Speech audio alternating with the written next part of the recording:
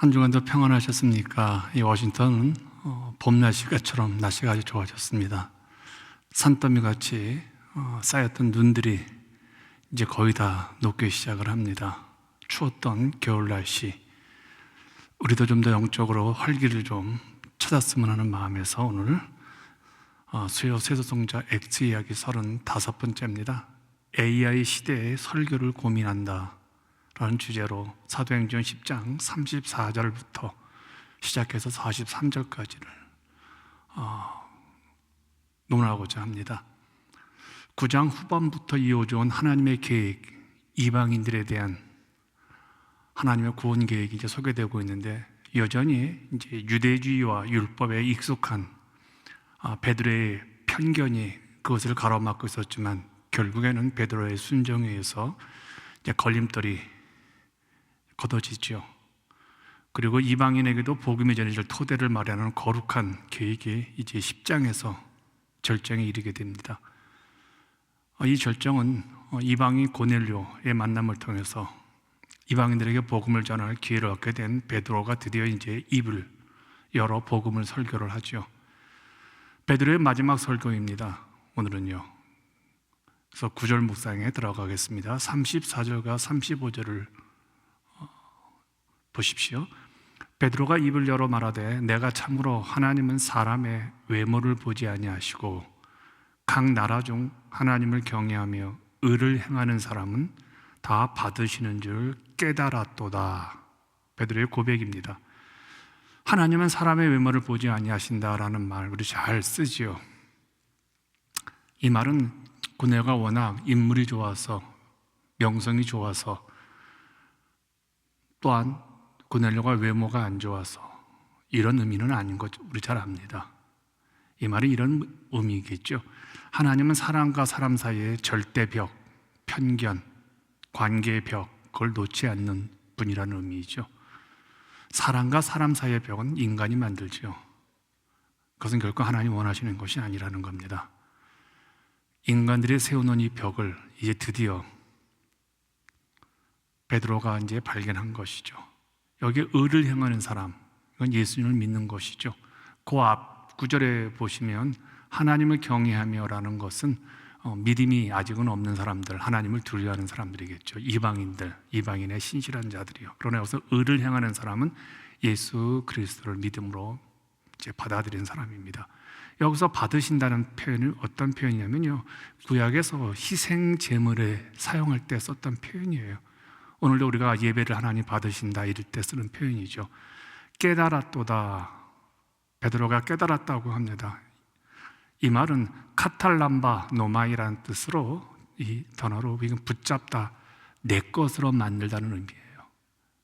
내 것으로 만들어서 정말 새로운 통찰력을 얻게 된 거예요. 베드로가 그래서 이렇게 고백하는 거예요. 이제는 이방인에 대한 복음이 내 것이 되었다는 거예요. 그리고 새로운 통찰력, 지금까지 유대인에게만 복음이 전해졌는데 그게 아니라는 이 통찰력을 얻게 됐다는 것이죠. 오직 유대인들만이 아니라 유대 민족 외의 각 나라, 즉 그들이 이방이라고 멸시하던 민족들도 하나님을 경외하며 의를 행하면 하나님이 기쁨으로 받으신다는 사실을 깨달았다는 겁니다. 사실 이것은 새로운 것이 아닌데 이제 베드로가 몰랐던 것이죠. 워낙 율법주의가 강했던 유대주의의 벽에 갇혔던 사람들은 전혀 깨닫지 못했던 것이죠. 왜냐하면 구약 때부터 하나님은 온 인류에게 하나님이셨죠. 복을 주시기로 작정하셨죠. 그래서 아브라함을 부르실 때 기억 한번 해보세요. 내가 너에게 복을 주겠다. 그러면서 이렇게 말하죠. 너가 복의 근원이 되는 이유에 대해서 말씀하시죠. 너를 통하여 모든 민족이 이제 복을 받게 된다라는. 그러니까 모든 민족이 아브라함과 그 후손들을 통해 이방인들도 복을 받기 원하시는 하나님의 마음에 창세기에도 나와 있는 것을 보게 되어지죠. 36절입니다. 만유의 두제신 예수 그리스도로 말미암아 화평의 복음을 전하사 이스라엘 자손들에게 보내신 말씀. 여기에 만유란 단어가 굉장히 의미가 있습니다. 말 그대로 모든 민족, 모든 피조물을 가리키죠. 그러니까 예수 그리스도가 이방인에게도 주가 되신다는 이 의미, 이 설교는 지금 우리에게 당연합니다. 동양인들, 흑인들, 백인만이 아니라 다 모든 민족이 구원받는 거, 이게 당연한 말인데 당시 베드로에게는 매우 놀라운 고백입니다. 만유의 주 되신 예수 그리스도는 그동안 베드로의 설교에 나타나지 않던 말이에요. 오직 유대인의 하나님으로만 베드로는 설교를 했던 것이죠. 그래서 여기서 베드로가 변화된 것을, 아주 근본적인 변화가 여기서 시작된 것을 우리는 알 수 있죠. 화평의 복음이라고 말합니다. 화평, 우리는 히브리어로 샬롬이라고 그러죠. 헬라어로는요 에이레네라고 말합니다. 영어는 피스라고 말하죠. 근데 한국말은 되게 많습니다. 화평, 평화, 평안, 이렇게 대단히 다양한 언어인데 영어, 헬라어, 히브리어는 단 하나입니다. 우리 말만 이제 번역에 따라서 이렇게 달라진다는 거 기억하시고요. 그러니까 만유의 주로서 화평의 복음을 주셨다는 겁니다. 이 말은 평화는 우리가 만들어낼 수 있는 것이 아니라, 또 다른 것에서 얻어질 수 있는 것이 아니라 위로부터 내려주신 주님만이 주시는 평화라는 겁니다. 이걸 선포하기 위해서 예수께서 이 땅에 오셨다는 거예요. 서신서에 보면요, 하나님의 관계 평화, 이웃과의 평화, 막힌 담을 하셨다는 그 의미가 바로 이 의미죠. 그러니까 오늘 지금까지 이 설교를 보면서요, 베드로의 설교 내용이 굉장히 달라진 것을 보게 되어지죠. 예수 그리스도께서 우리를 위해서 이 땅에 오셨다. 선지자들로부터 예언된 그 예수 그리스도가 이 땅에 오셨다. 그 예수 그리스도는 우리를 위해 고난을 받으셨다. 우리가 그를 못 박아 죽였다. 그러나 예수 그리스도는 사망 권세를 이기시고 부활하셨고 다시 오실 것을 우리에게 약속하셨다. 오직 구원은 예수 그리스도로만이 가능하다. 지금까지 두 번의 설교는 다 이런 설교였어요. 그러면서 우리는 부활의 증인이다, 이런 것을 이제 설교를 했었어요. 그런데 베드로가 환상과 계시의 경험을 통해서 예수님에 대해서 더 깊이 이해가 온 겁니다. 그가 깨달은 것은 바로 이거예요. 예수 그리스도는 유대인의 주가 아니다. 예수님은 우리 민족의 주님만이 아니라 만유의 주시다라는 것은 엄청난 그의 인식이 지평이 넓어진 것이죠. 그러니까 예수 그리스도가 만유의 주시라는 것이 그의 이제 설교의 주가 된 겁니다. 그러니까 예수 그리스도에 대한 개념이 더 넓어지는 것이죠. 그의 인식에 대한 지평이 더 넓어지는 거예요. 이게 설교자의 태도인 것 같아요. 설교자는 더 많이 그리스도에 대한 인식이 깊어져야 되어지죠. 이것이 고넬료 집에서 이루어진 베드로의 설교에서 새롭게 우리가 발견할 수 있는 그의 모습인 것이죠. 이제 37절과 38절을 보겠습니다. 곧 요한이 그 침례를 반포한 후에 갈릴리에서 시작하여 온 유대에 두루 전파된 그것을 너희도 알거니와 하나님의 나사렛 예수에게 성령과 능력을 기름 붓듯 하셨음에 그가 두루 다니시며 선한 일을 행하시고 마귀에게 눌린 모든 사람을 고치셨으니 이는 하나님이 함께 하셨음이라. 여기 보면 갈릴리에서 시작하여 온 유대에 두루 전파. 베드로의 이 말은요, 구속사에 있어서 이스라엘 민족의 특권을 이제 이야기하는 거예요. 그리고 시간적인 우선성이 유대 민족에게 있었다는 거예요. 이제부터는 복음이 유대인을 거쳐서 이방인에게도 나아간다는 이 구속사에 대한 얘기하죠. 그래서 너희도 알거니와, 지금 거기 있는 모든 이방인들 다 안다는 겁니다. 다 알고 있는 내용을 베드로가 설교했다는 것이죠. 그리고 나사렛 예수를 소개합니다. 왜 나사렛 예수라고 그럴까요? 나사렛이라는 동네가 조그만 동네인데 당신은 예수 그리스도 하나님의 아들을 설명하는데 왜 나사렛 예수를 설명했겠냐는 거예요. 이건 신성보다는 인간으로서의 삶과 행적에 초점을 맞추었죠. 그가 우리와 똑같은 인간이라는 거예요. 그래서 우리를 이해할 수 있다는 그 얘기죠. 성령과 능력을 기름 붓듯 하셨음에, 이것은 예수님의 침례 받으실 때 그리고 나사렛 회당에서 말씀을 선포할 때 나타나는 현상이죠. 마귀에게 눌린 모든 사람을 고치셨으니 얼마나 많은 사람을 주님께서 고치셨습니까? 근데 저는 여기서 이 마귀에게 눌렸다는 표현, 이건 단순히 귀신 들린 사람뿐만 아니라 내 욕망, 자기 자신을 숭배하며 자기 억압에 갇힌 사람을 말하죠. 이거 되게 무서운 거예요. 내 욕망. 하나님도 내 욕망에 무릎 꿇는 거죠. 이걸 참 분별을 못하죠. 특별히 하나님의 사람들, 목회자들이 잘 구별을 못해요. 그래서 어떤 경우는 저는 이렇게 말합니다. 비전을 내려놓아야 된다고. 내 욕망이 비전이 될 수가 있으니까요. 여기에 갇혀 있으면요, 교회 사역이 다 하나님의 뜻이 아닌데도 불구하고 자기 뜻인데 하나님 뜻으로 오해합니다. 나는 여기에 콜링이 있다, 부르심 받았다. 그건 자기 확신이죠. 자기 욕망, 자기가 하고 싶은 것을 하나님을 갖다 대는 거예요. 굉장히 무섭습니다. 마귀에게 눌렸다는 이 표현이 오늘 우리들에게 한번 적용해 봐야 됩니다. 특별히 사역자들은요. 그러니까 하나님 말씀에 의탁하는 것만이 사단의 억울로부터 자유로울 수 있죠. 그래서 항상 기억하셔야 합니다. 하나님만 생각하면 안 돼요. 하나님의 생각이, 그걸 아셔야 돼요. 우리는 하나님에 대해 잘 압니다. 창조주, 우주의 왕이신. 그런데 하나님이 어떤 생각을 갖고 있는지 그걸 아셔야 돼요. 제가 요즘 깨달은 게 하나 있습니다. 기도를 하는데 기도 응답이 안 돼요. 그땐 참 안타깝게 계속 집요하게 그 기도를 했는데 요즘은 이렇게 기도가 바뀌었어요. 기도 응답이 안 된다는 것은 하나님의 계획이, 계산이 있다는 거 아니에요. 그러면 제가 이렇게 기도를 바뀝니다. 하나님의 계획을 이제는 그럼 펼쳐주십시오. 저에 대한, 우리 교회에 대한. 그러니까 확실히 달라지더라고요. 하나님의 계획, 하나님의 생각이 있다면 그 생각을 해주십시오라는 거죠. 하나님이 함께 하셨습니다. 이 말은요, 하나님의 보호와 능력 주심을 상징하는 이제 구약적 표현이죠. 구약 백성들은 늘 하나님이 함께 하셨다는 고백을 많이 하죠.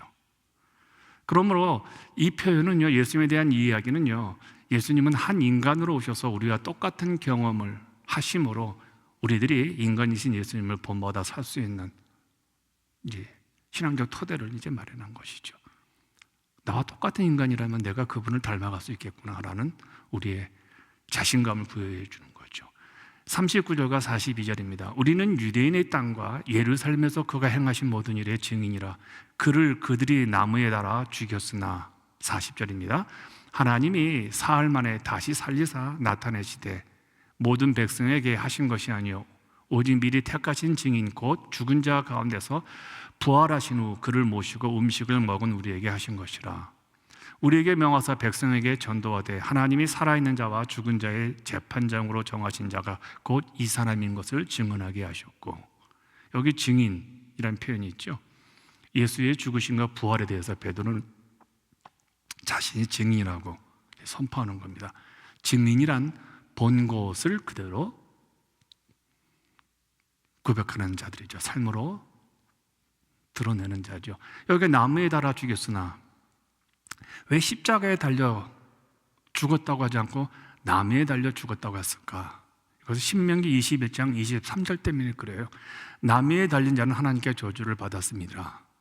예수님 우리 때문에 하나님께, 예수님 우리의 죄 때문에 하나님께 저주를 받아 죽은 자에게 나무에 달려 죽었다고 이야기하는 겁니다.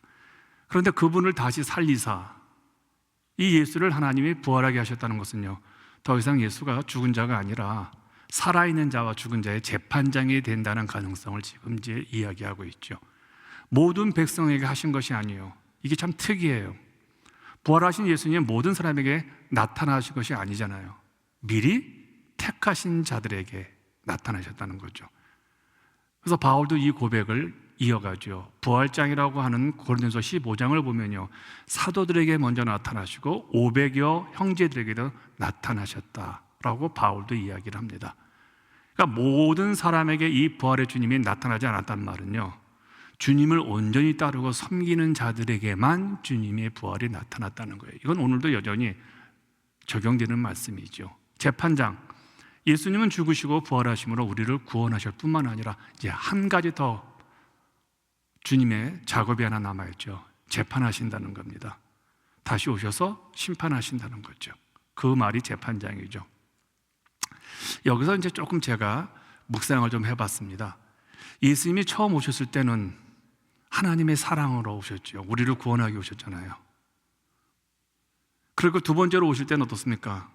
하나님의 공의로 와요. 사랑으로 오지 않습니다. 이건 심판자로, 산자와 죽은 자를 이제 구분하는 구원의 완성자로서 오신다는 거죠. 제가 왜 이 이야기를 하냐면 이 순서를 우리가 한번 주목해 보자는 거예요. 먼저는 산자이고 그 다음에 죽은 자라는 거예요. 만약 예수님이 먼저 오셔서 나는 하나님의 공의를 이루기 왔다라면 우리 다 죽습니다. 살아남을 사람이 어디 있겠어요? 공의를 먼저 선포하신다면요. 그러나 먼저 사랑으로 우리를 구원하셨고 우리에게 의의 옷을 입히신 거예요. 그러니까 기회를 주셨다는 거죠. 그 다음에 이제 주님께서 두 번째 오실 때 이제 공의로 오신다는 거예요. 이 순서대로 우리가 삶에 한번 적용해 봅시다. 사랑이 먼저고 그 다음에 지적질하고 불평하고 누군가를 정죄하는 것은 두 번째라는 거예요. 사람들끼리도 이 순서를 정하면 관계가 깨어지지 않겠죠. 근데 이 순서가 바뀌면요, 관계는 깨집니다. 사랑을 베풀고 그 다음에 공의를 따져야 하잖아. 너 왜 그랬니? 근데 처음부터 공의를 따지고 사랑, 이거는 서로 싸우자는 얘기죠.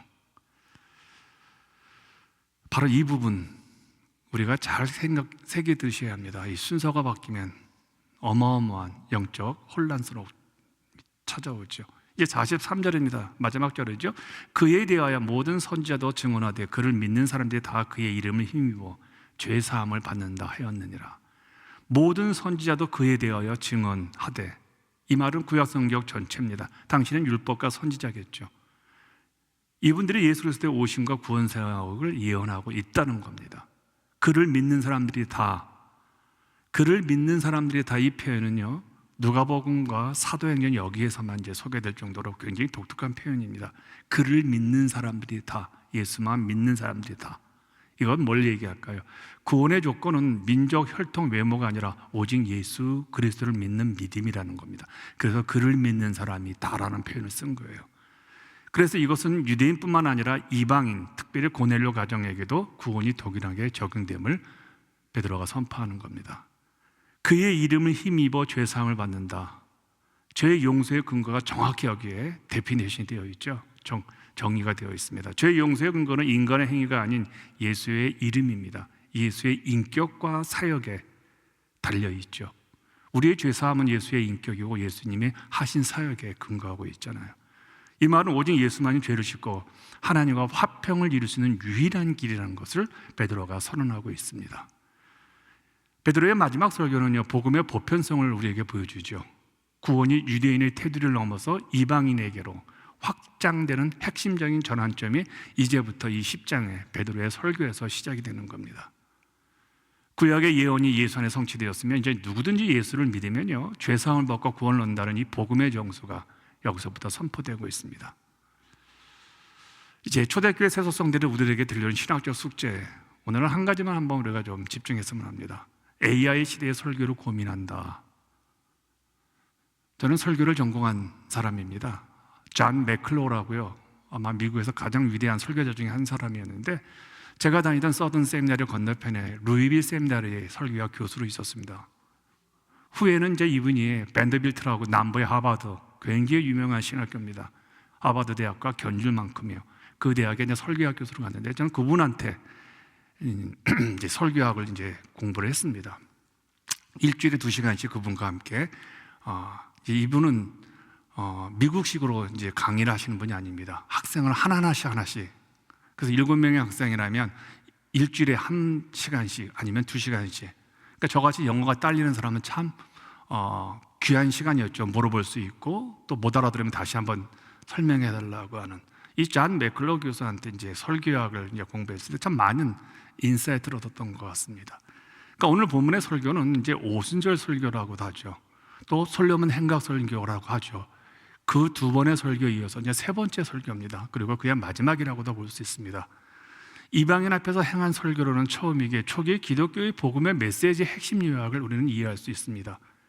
이전에 유대인들 앞에서 행한 베드로의 설교 2편을 우리는 기억해 봅니다. 그리고 스데반의 설교를 기억해 봅니다. 이 세 설교는요, 이 세 편의 설교는 구약 성서를 기본 텍스트로 삼아서 역사적 흐름을 주석하고 해설하면서 예수 그리스도의 구약의 궁극적 성취를 그려내었습니다. 그런데 오늘 마지막 이 베드로의 설교는 역사적으로 일어났던 예수님의 공적 사역을 설명하면서 그의 신학적 의미가 만유에 줄어서 확산되는 것을 이제 보여주죠. 그러니까 설교는 초대교회로부터 교회를 세우고 풍성하게 해주는 주님의 도구였습니다. 그렇다면 설교는 사람의 말이라고 수치를 당하기보다 하나님의 말씀으로 여전히 인정하고 회복되어야 할 거라고 저는 생각을 합니다. 그렇다면 설교가 뭘까요? 설교는 하나님 말씀을 대언하는 겁니다. 또한 내가 믿음 가운데 깨닫고 느낀 바를 증언하는 간증이기도 합니다. 그래서 저는 설교는 두 가지 요소가 있다고 생각합니다. 첫 번째는 객관적인 요소입니다. 이건 신학적인 주장입니다. 저는 침례교 목사입니다. 그래서 저는 설교에 침례교, 신학이 담겨 있죠.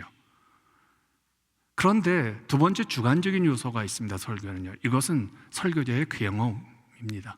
보통 설교자들이 자기 이야기를 많이 하죠. 왜냐하면 남의 이야기를 할 수는 없잖아요. 또 와이프 얘기를 하고 또 자식들에 대한 얘기를 많이 하죠. 그 경험을 이제 이야기하는 겁니다. 베드로도 보면요, 경험이 있습니다. 그릇 환상이 있잖아요. 그 그릇에 그 보자기에 먹을 수 없는 음식들, 먹을 수 없는 이제 동물들이 들어가 있는 그 환상. 그리고 고넬료고 보낸 사람들과 대화를 나눕니다. 그리고 고넬료를 만납니다. 그리고 고넬료의 고백을 들으면서 아, 하나님 말씀이 이렇게 흘러가는구나. 이런 경험을 통해서 자기의 간증이 이 베드로의 설교에 녹아 있는 것들이죠. 그러니까 설교는 두 가지입니다. 신학적인 것과 목회자의 간증, 이걸 간증, 이걸 이제 삶이라고도 이야기를 하게 되어집니다. 그렇다면 이제 AI 시대의 설교자와 성도들은 설교를 위해 무엇을 준비하는 것일까? 이 설교자뿐만 아니라 성도들도 이제 AI 시대 AI에게 물어보면 이제 설교 한 편이 근사하게 준비되고 있죠. 갈수록 이제 AI를 이용해서 쉽게 설교를 준비하는 이들이 늘어나고 설교자의 묵상과 연구는 상대적으로 줄어들게 되어지죠. 저도 AI를 많이 이용하는 목사입니다. 그래서 가끔 그냥 물어봅니다. AI 네가 나한테 해줄 수 있는 게 뭐냐? 그랬더니 두 가지를 얘기하더라고요. 목사님, 저는 목사님의 설교를 도울 수 있습니다. 그리고 저는 목사님의 개인 비서로 굉장히 놀라웠어요. 그래서 개인 비서로서 제가 그렇다면 오늘 하루 내가 이런 시간을 보내려 했는데 좀 더 꼼꼼하게 시간을 짜줄 수 있겠니? 그냥 정확하게 짜줘요. 이러다 보니까 이제 목회자들이 하나님 말씀을 묵상하는 시간이 줄어들죠. 그리고 연구가 줄어들게 되어지죠. 그래서 이 AI 시대는 더 깊은 묵상과 연구에 집중할 필요가 있습니다.